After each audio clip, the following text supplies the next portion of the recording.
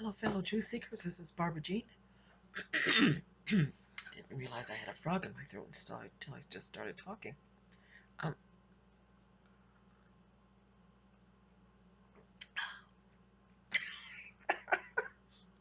this one's for my sister. It's a cup of tea. It's actually turmeric. It's very, very yellow because it's got a turmeric and ginger tea with honey and lemon in it. It's very tasty.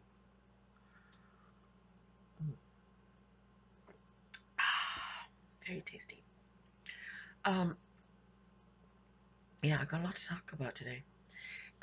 Something that I didn't expect to talk about today, actually, but um, I was talking with my sister. She called me yesterday from where she lives in British Columbia, and let's call her Kay.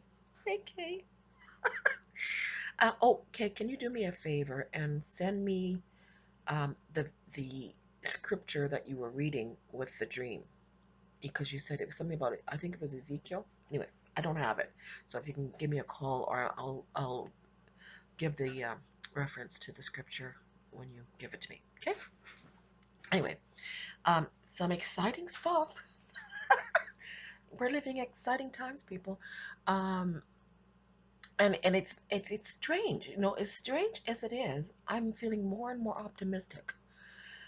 I'm feeling more and more hopeful. I don't. It seems like why would you, when you see everything burning down and people acting like fools? Why do I feel more optimistic? I just do. I just feel like the Lord is really truly in control of this. I did. It was a strange. It's a funny feeling. I just really feel like the Lord. He's got a handle on this. It's put something in my hair. Oh, maybe it's just my hair. Anyway, no, something is in my hair. Oh, there it is. It's a piece of fluff.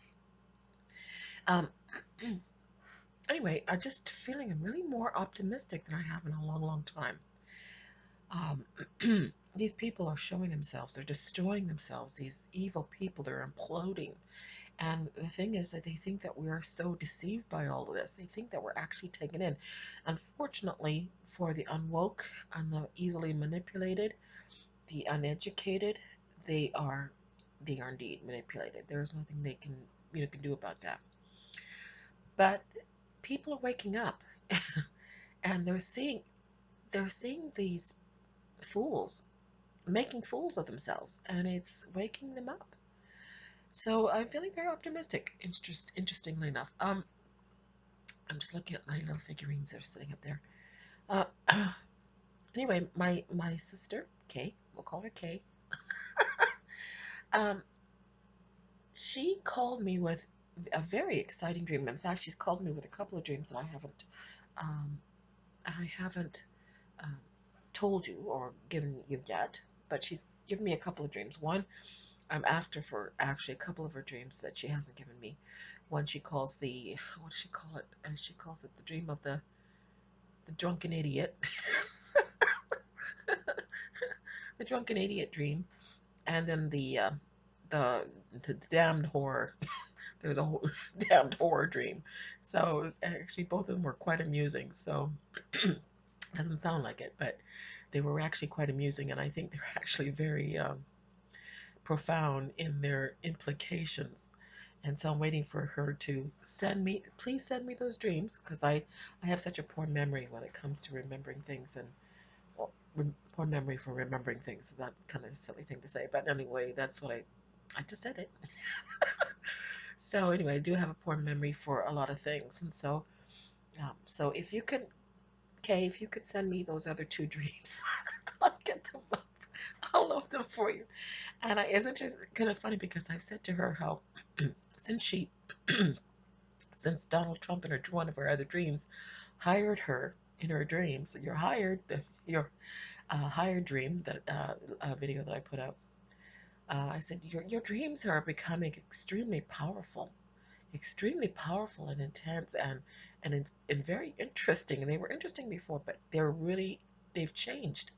There's a power and authority behind her dreams now that I think she even admitted that there's a new strength in her dreams that she didn't have before. Um, She's my little figurine. I'm not gonna get her, but she's my little figurine. She's in my dreams. When I see her in my dreams, I know the Lord is speaking to me about the church of Thyatira, um, which is the works, the faith without uh, uh, faith with works church, the faith with works church that defeats the spirit of Jezebel. Okay, you'll find her in Revelation chapter 2. She is the church of Thyatira who defeats the spirit of Jezebel, and she represents perfect government. Okay, who brings down the Jezebel spirit and brings in the rule of the rod of iron, and ruling nations with a rod of iron.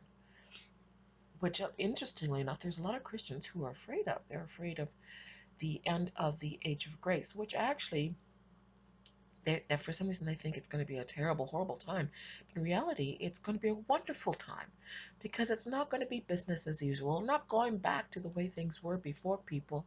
And I think that's one of the reasons why the New World Order, the elite, are fighting so very hard, because what they got away with before, they're not going to get away with anymore.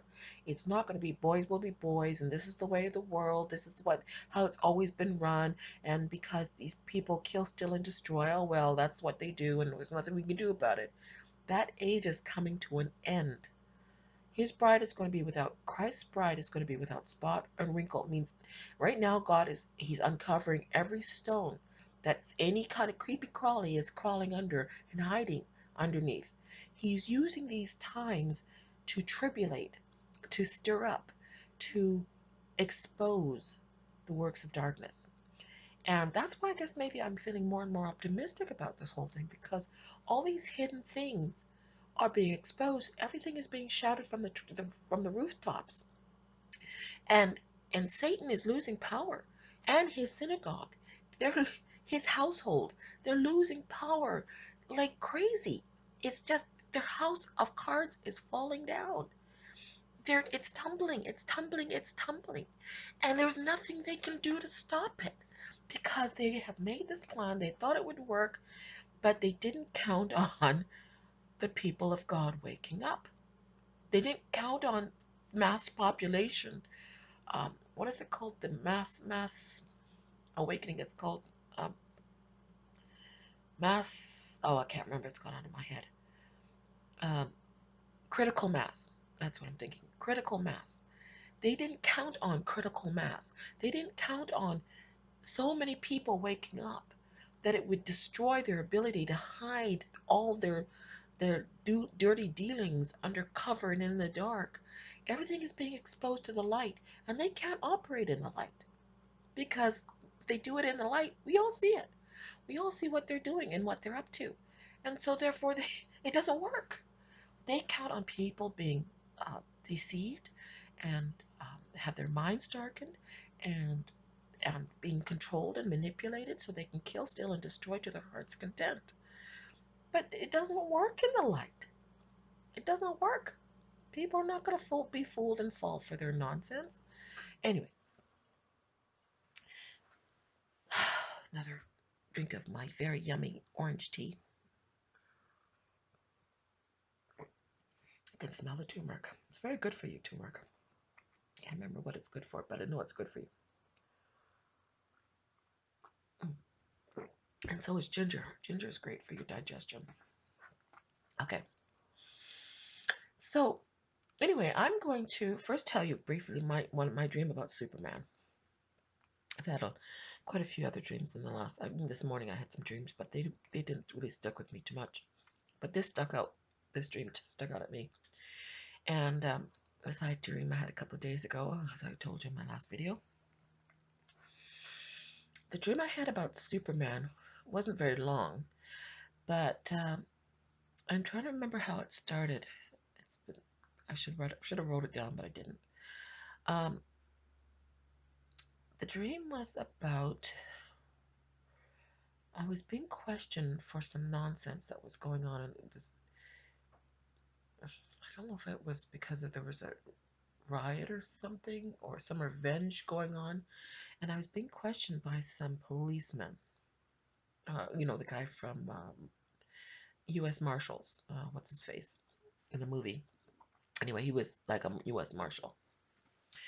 I was being questioned, like I was being questioned by the FBI or something for some racial tension or some kind of something that was going on. And he asked me, "Are you involved in this?" and or something to that effect. And I said, "No. How could you even ask me that? Basically, how could you even ask me that?" And I said, "No, because my God has given me a good heart." No, I said, "My God has given me a heart.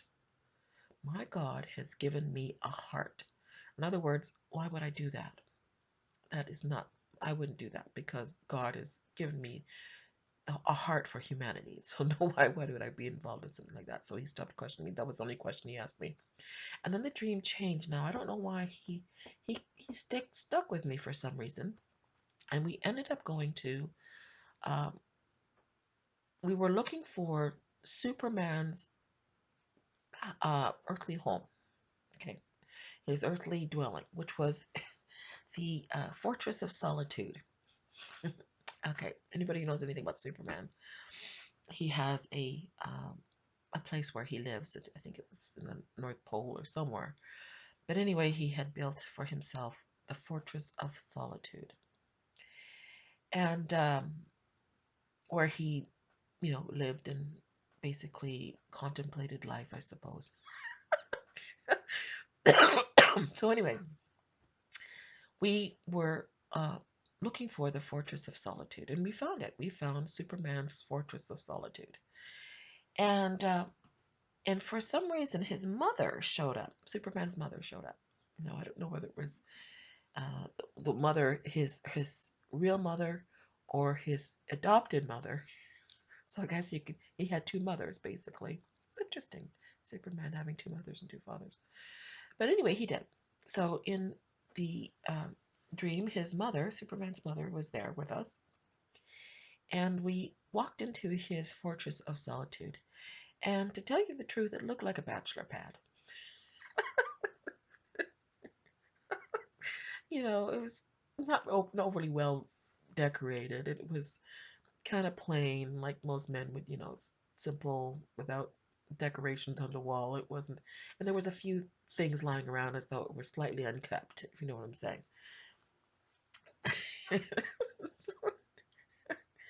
So it looked like he needed a woman's hand. Let's put it that way. His Fortress of Solitude needed a companion, a wife, and we were looking around, but Superman wasn't there at that moment. So we walked out of the building, his mother and I, and she was talking to me. She says, "Oh, it looks like a bachelor pad." So she said, "It looks like a bachelor pad. I just don't know." And like mothers do, he's not taking care of the place. He needs a wife, kind of thing. And I said to him, "Well, you know what? It's a good thing that he had this place, this Fortress of Solitude, because it's not good for man to be alone." And so basically, I was quoting Genesis, the book of Genesis, to his mother, saying, basically, I was saying to her in my dream, and this is what I felt, what was, now he's learned what it's like to be alone and that it's not good. And as we know, Christ is coming for his bride. And so he has learned that it's not good to be alone and that he needs a companion just like any other guy. So he needs someone to help him keep the place straight, decorate, make it look nice, and because that's men need women. I'm sorry, but that's men out there who are, you know, don't understand that, but you do. You need women. Women have a gift, and they bring color into your lives as well as order. Okay, now, interestingly enough, that's when the dream didn't quite end there. There was a little bit more to the dream in which Superman shows up. He finally shows up, and after I've talked to his mother about the situation in this Fortress of Solitude, he shows up and he speaks. He's talking to me, and he says, "Well, you know what? Once we're married, we'll have more than one place to live. I'm going to set up a home here and here and here in Africa and in Asia. And he's talking about all the different places around the world. And he's not going to have just one or two in these areas. He's going to have two or three, and he's going to set them up here and there. And he's going to have all kinds of homes for us to go and live in. So he's planning. I took the dream as that Christ is coming for his bride, but he's taking the nations first. He's setting up shop in every nation in the world, that he's going to have a place that's going to be prepared for him and his bride, those people who will walk and talk with him and be his companions throughout all eternity. Um, anyway, it was a very hopeful, interesting dream. So I guess maybe that was very hopeful for me too. That's why I'm feeling more optimistic about everything. Okay, now my sister, Kay, had some series of very interesting dreams, more interesting than the Superman dream. Um, she, like I said, in my dream, she represents the Church of Thyatira, which is. Let me just cue this up for a second here. She rules. She defeats the Jezebel spirit, and she find a Revelations 2:18, and I believe she represents also the 144,000, the perfect government, 12 times 12. Um, let's just go to this verse here, Revelations 2:25. Um, but that which you've already have already hold fast till I come, and he that overcomes and keeps my work until the end, to him will I give the power over the nations. So, like I said, it's about ruling over the nations. And he shall rule them with a rod of iron, as the vessels of a potter shall be broken to shivers, even as I received of my Father. And I will give him the morning star. He that hath an ear, let him hear what the Spirit saith unto the churches. Okay, now,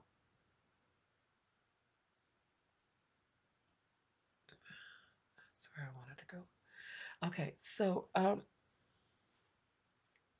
this couple of dreams that she gave were very, very interesting. Um, this church is about ruling over the nations. Okay, Jesus is taking the nations. Um, I want to go to her dream right now. I'm going to read her email that she sent to me.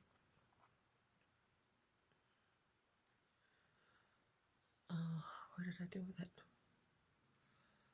I had it just a moment ago. Where is it? Oh, here. It's here. Huh. Hold on just a second. I have to find it. Okay, I'm back. I had to find it. It was not giving me my mail. Hold on a second. Here it is right here. Okay, I'm going to try and read this for you. Very, very symbolic dream. And if anybody knows Donald Trump, give him this dream, because I think it's very, very, very encouraging for Donald Trump. Okay. There was a large herd of elephants traveling towards the west. I was impressed with how many there were. They were large and foreboding. From my point of view, I was amongst the herd. So we were joined by another very large herd of elephants. Okay. Um, so not hard to understand. So there were a large herd of elephants traveling towards the west. When I was speaking to her on the phone, she mentioned how impressed with how many there were. And then there was another huge amount of many, many, many other elephants that joined this other group of elephants. So um, soon we were joined by another very large herd of elephants. I felt as though these were reinforcements to increase towards the fortification, towards the destination. So the elephants were heading west, and they're heading towards the destination. So one herd is joined by a very large herd of elephants is joined by another very large herd of elephants. Towards the left side, I spotted a wild tribe of savages with blowguns who were hoping to get a vantage point. but they could not because of the protection of the herd. So there were so many people, or so many, excuse me, so many elephants in the group that the enemy of this group of elephants, there was nothing that they could do really to stop these elephants. Um, riding atop, now this is interesting. This is really interesting. Riding atop of the elephants was a single lion. Isn't that amazing? Was a single lion. He was protecting the herd. Finally, the herd had reached a resting station where they were safely enclosed. The doors and windows were made secure. So the elephants are going towards a destination. There's an enclosure, apparently with like a barn, I suppose, because it had to be pretty big to hold all those elephants. Um, and they went into rest, and then the doors were closed, like kind of like a Noah's Ark, I suppose. Um, he was protecting the herd. Finally, the herd had reached a resting station where they were safely enclosed. The doors and the windows were made secure. The lion dismounted and began to keep watch. I was told to protect the baby. I was told basically he was protecting the herd. The lion was protecting the herd in order to protect the baby. There was a newborn infant in the room. It was all white like chalk, wearing purple and white. The baby looked very happy, but it was needing protection because it was still underdeveloped. Then I woke. I felt as though what I had seen was very big and very important. The elephants had a very large presence, but they were not meant for battle. The lion was there to fight and to devour should anyone or anything try to harm them or the baby. In the book, The Divinity Code to Understand Your Dreams and Visions, that's basically the name of the book, The Divinity Code, and it's about interpretation of dreams and visions, by Adam F. Thompson and Adrian Beale, they interpret elephants as the follows: God Almighty, prominent person, powerful ministry, high profile ministry, larger than life ministry, tough character, prophetic ministry, larger than life personality, big issue, significant memory. The word foreboding came to my mind. Thus, I interpret the meaning to indicate that a very strong inner feeling of a future event. Thus, I will venture to say that the dream is prophetic. What I saw was a hidden danger. I believe that a destiny is being protected and overseen by the Lion of Judah, Yeshua, or Yeshua, the Messiah, that would be Jesus. The enemy is seeking to gain a vantage point, but is still unable to because he who oversees the tribe is above all. When the tribe reaches a certain predetermined point, they will take their rest. But he who watches over them will not rest. He secures their safety and will protect what has been born and what was hidden. I believe that was born is about to be revealed. It was about to reveal the majesty and power of the Most High, howbeit I cannot determine what at the time this is. Then she writes, says, I will write down the dream about the drunken idiot some other time. That made me giggle. I'm sorry, it just did. Anyway, that was a very powerful, powerful dream. So anyway, I looked up myself the some meanings of the elephant. Meaning of the elephant. Um, an ever gentle and wise spirit animal amplifies focus, power, and strength. Let's see other meanings. It says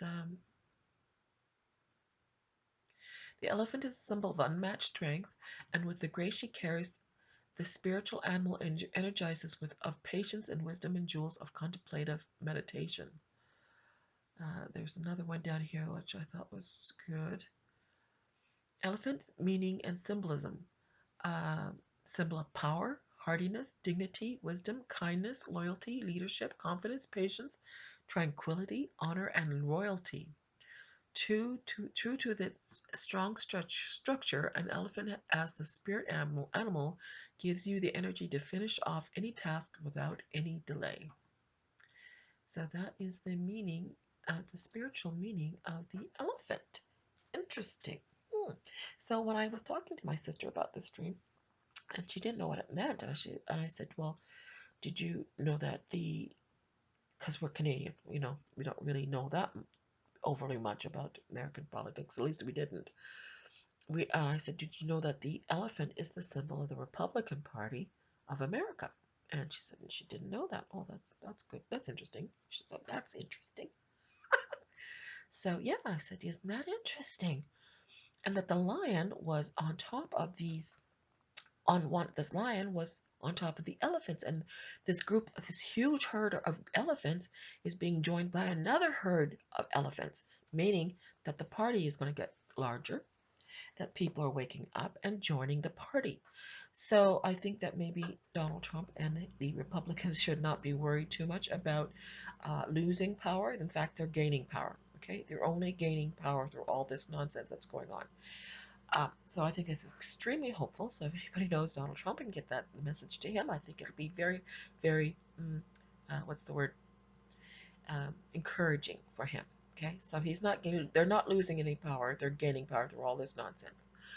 Um, and that everything in the other two dreams that my sister had, were dreams that showed her and showed me that everything that these people, the Jezebel spirit and the spirit of Babylon, the whore of Babylon, is trying it's going to backfire in their face no matter what they do, how they do it, because they've lost control of the narrative. There's nothing they can do to stop or resist Christ and his people. There's nothing they can do. Everything they do will backfire. Okay? So, send me those dreams, Catherine. I can't wait. I just said your name. It's no longer Kay, it's Catherine. Okay, sorry. It's just going to come out. Okay. I can't hide anything. Um, so, anyway, that's that. But I decided to also look up, after she gave me this dream about the elephants, I decided to look up the donkey because that's the symbol of the other party, the Democrats. Now, I was thinking about this, if the Democrats were really truly mm, working for the people the way they said they were going to work for the people, they would be a good party. There would be a lot of things that they could bring to the table. You know what I'm saying? There's a lot of good things that if they were truly doing what they said that they were supposed to be doing, looking out for the interests of the people, you know, you do need a balance between male and female. You do need a balance between the left and the right. There is a balance. There is a compromise that has to be worked. But unfortunately for the Democrats, the feminine has to yield to the masculine. I mean, that's because masculine was created first, then came the feminine. And although they're one and the same, if you think about it, because Eve came from Adam. She's part of him. She's part of who he is. But her role is a passive role. It's a more it's not supposed to be dominant in the relationship. Logic dominates feelings and emotions. Even though they're both important, you have to have feelings, you have to have emotions, because you wouldn't be human without it. That's why we need each other. Men and women have a role to play, and we're all part of the same race. We're all mankind.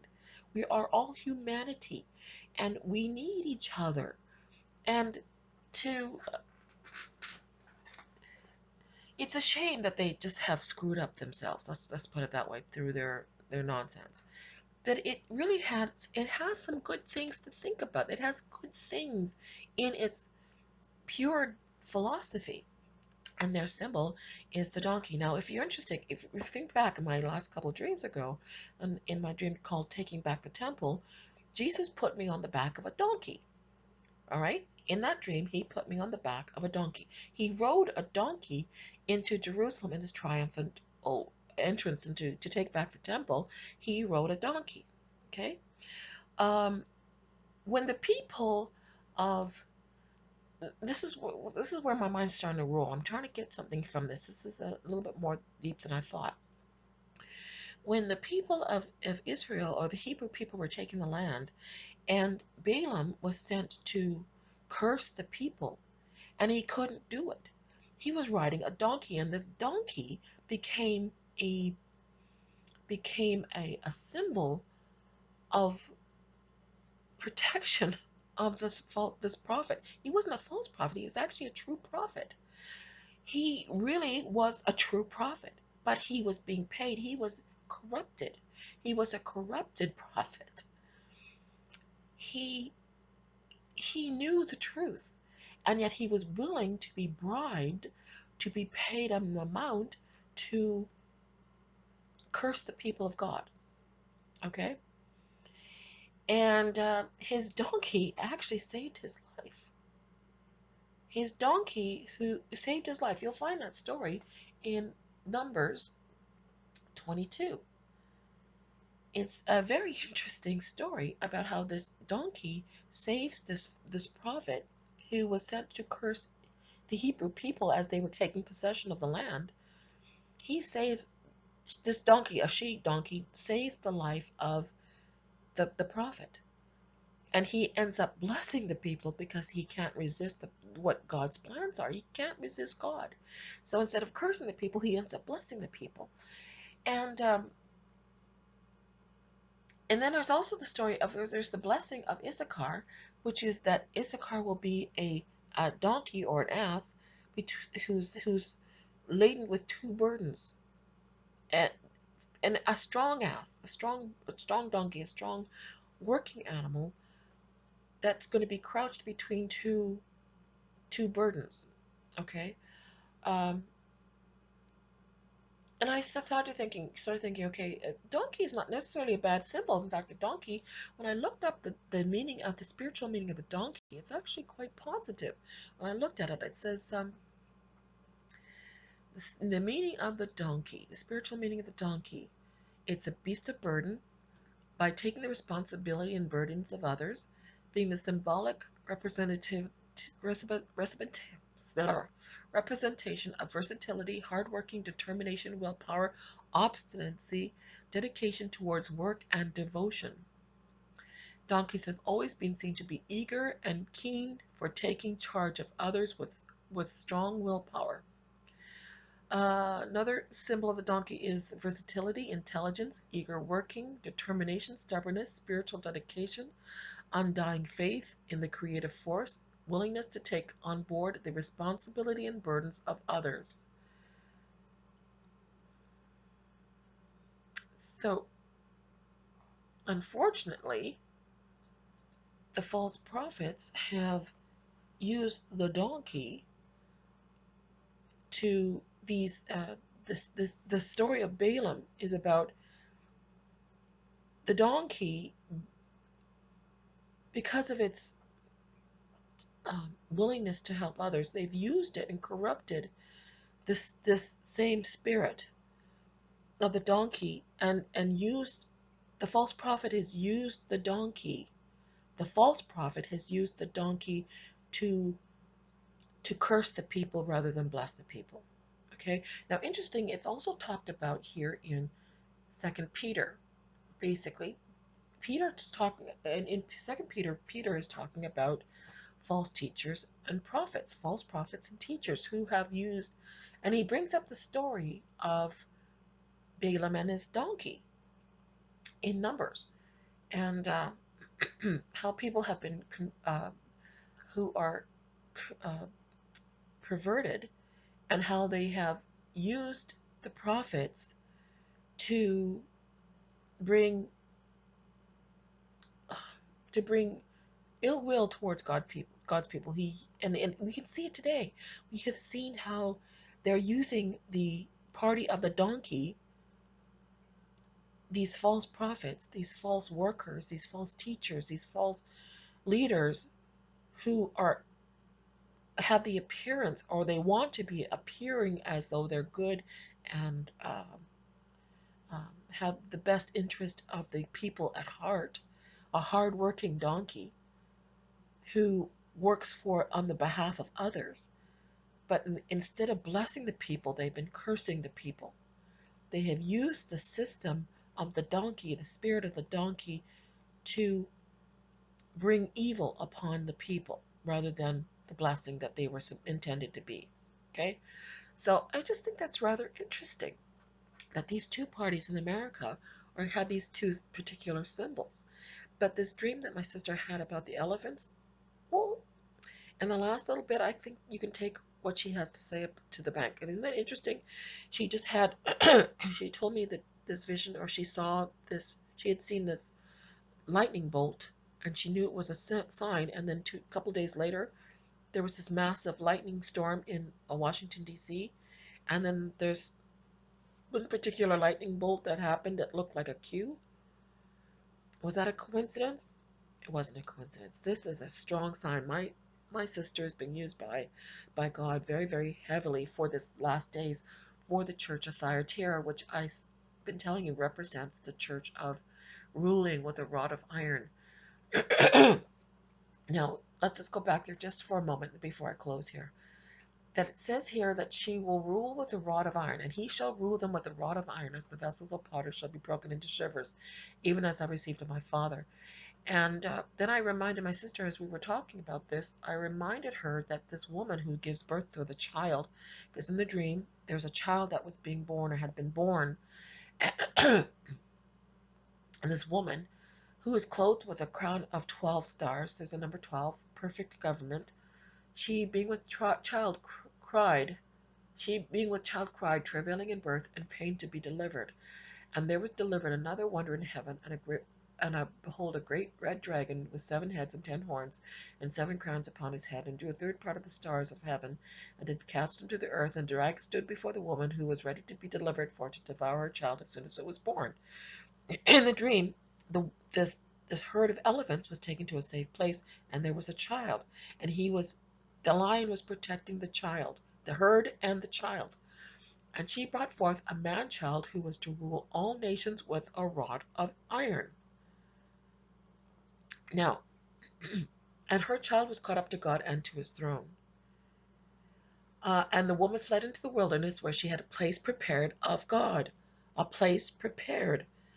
A rest. Excuse me.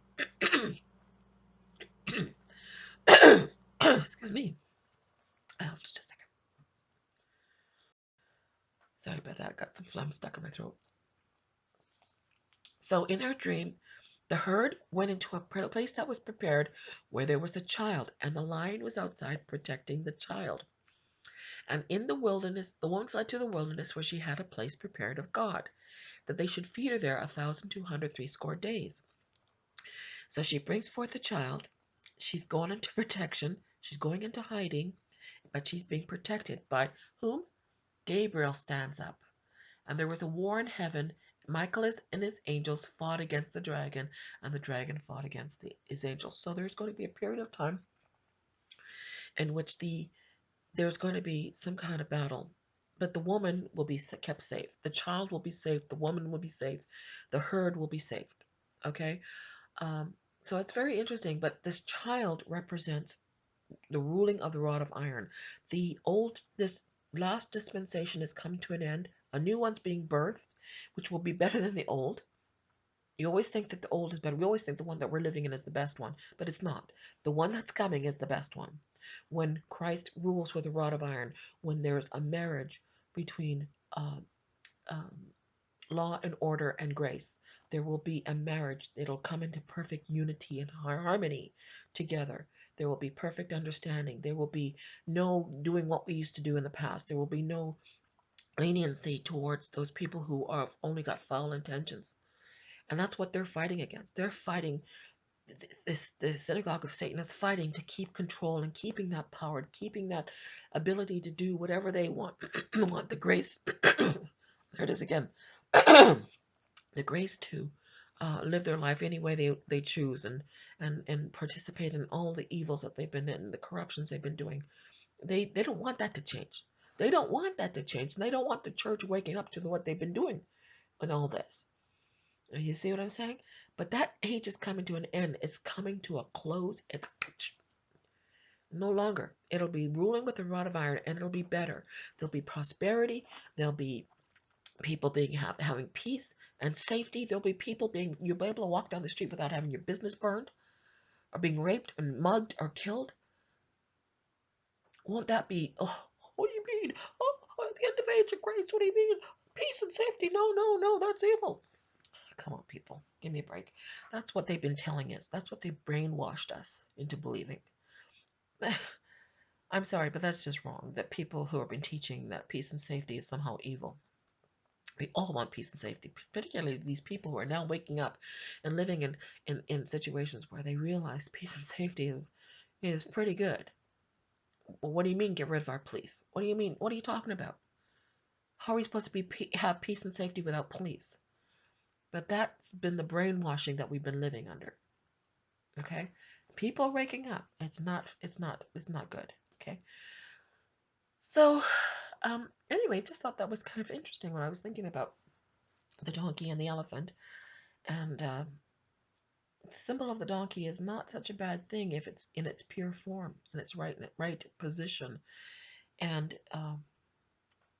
we were meant we were meant to work for each other, to help each other, to give each other a hand up. It isn't just supposed to be one-sided, but these people have destroyed themselves. They have destroyed themselves through these false teachers and false prophets and people who have used the system to use and abuse and pay off the teachers and prophets of God. And they have been cursing the people rather than blessing them. That's just the facts. And God's going to deal with them. Okay? He's dealing with these people. He's dealing with them. He's not going to pull up with their uh, cursing God's people. It's not going to happen anymore. That's all I'm going to say. But I think that's all I need to say. Oh, one last thing. There was something else that was in I had during my Superman dream sequence that I was going through. I saw my friend Grace. Okay, she represents the Grace Church. I saw her in one of my dreams, and she wasn't there very long. It was just a little moment there. She was in my dreams. We were having discussions about these tenement buildings. Um, we were in a cafe discussing these buildings that we were looking at. We were looking at some buildings, and they were old and they were falling apart. They needed new roofs, all kinds of different things that we could see that needed some correction. And it was like I was saying to her, we're going to take care of that. That won't take very long for us to rebuild. It'll be good. We'll get everything all cleaned up and everything will get start rebuilding. And isn't it wonderful that America right now has a president in office who's a builder? You know what I'm saying? He'll take care of it. And in fact, it'll get people back to work once they've woken up to themselves and realize this utter nonsense and its complete failure. He's going to get the people back to work and he's going to rebuild and make things better for these people who've lived in this squalor. And he's going to correct their educational system so they're not ignorant fools, because that's what their education system has done. It has made them ignorant fools, okay, so that they've been easily manipulated. Um, Also, these false teachers and false religious leaders. I was talking to somebody at a park just the other day, and I was talking about how I was shocked when I realized when I was working with some American people, some Black Americans, and when I was in Toronto, and their attitude was different from. I mean, I grew up in a school system where it was integrated, and we had no problems with it. It was we kids are kids. You don't see color when you're children. You don't, and we didn't have any problem. But these children are taught in their churches and their schools to mistrust each other. Children, when they're left alone, don't see color. I remember growing up integrated and I didn't see color. I just saw Tommy and Johnny and Susie and Cindy and all these people. I just saw people who were my friends. No matter what color they were, that didn't make a difference to me. I didn't even see my own color. We were just who we were. And that's the way kids are. If you leave them alone and to really be who they are, kids aren't racial. That's taught. Okay, so and it's taught in our churches, and that's what shocked me when I learned when who had worked with these people from the States. I was realizing that they grew up teaching their kids or learning from their parents or their pastors and their The churches they go to, they're taught racial issues. They're taught to hate each other and to be suspicious of one another, and that's sad. But anyway, that's just my opinion. For what it's worth, I think I'm just gonna leave it there. Anyway, if you have not given your life to Jesus Christ, I'm sorry I rambled so much in this video, but some days are just like that. But if you have not given your life to Jesus Christ, there's still opportunity. And I'm not sure how long we have. I don't know when the rapture happens. I don't know when Christ is coming back to do all this stuff. He's doing it now. He is doing it. These dreams that we're giving. Oh, that's another thing my sister were talking about. We said, when we're given these dreams about these things, it's already happened. Okay? These dreams, whatever happens in the spirit realm happens first before it manifests in the physical. So he's just he's giving you the heads up. It's already taken place. Okay? Whatever you're dreaming about, whatever I'm dreaming about, it's already taken place. It's already happened. Okay? So this is indication. Our dreams are not just mine and my sister's, but a lot of people's dreams around the world are showing us that time is short. And if you haven't given your life to Jesus Christ, I think you better think about it. Be real hard, and do it quickly. Okay? Acts 2:38. He repent and be baptized, every one of you, for the remission of your sin, and you shall receive the gift of the Holy Ghost. You must be born again in order to see the kingdom. That's what John 3. John 3. Let's just go there for a moment. John 3. You have to be born again. Except a man be born again, he cannot see the kingdom of God. Verily, verily, I say unto you, except a man be born of the water and of the Spirit, he cannot enter the kingdom of God. That which is born of flesh is flesh, and that which is born of the Spirit is spirit. So that is Christ's commandment. He says, go into all the world and baptize them in the name of the Father, Son, and Holy Spirit. And so I am asking you and telling you that this is what you must do, because I do not go against the scriptures. I don't change the scriptures. I just repeat what I'm reading here. And it's not my gospel, it's Christ's. So that is all I need to say. God bless and have a good day.